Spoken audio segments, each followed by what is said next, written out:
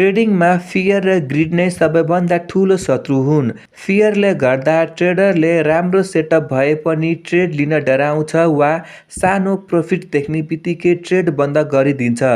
अर्कोतर्फ ग्रिडले गर्दा टार्गेट पुगेपछि पनि अझै धेरै प्रफिटको लोभमा ट्रेड धेरै समयसम्म होल्ड गर्छ, लट साइज बढाउँछ र अनावश्यक ट्रेड लिन थाल्छ। धेरैजसो ट्रेडरहरू मार्केटसँग होइन, आफ्नै फियर र ग्रिड इमोसन्ससँग हारिरहेका हुन्छन्। फियर र ग्रिड कन्ट्रोल गर्ने सबैभन्दा बेस्ट आइडिया भनेको clear trading plan, risk management र डिसिप्लिन मात्र हो।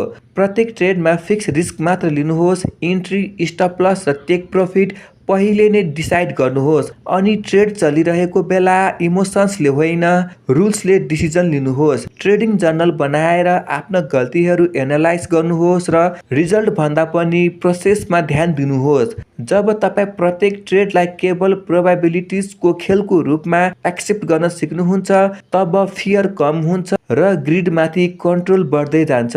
कन्सिस्टेन्सी आउन थालेपछि इमोसन्सले होइन, तपाईँको सिस्टमले ट्रेड गर्न थाल्छ।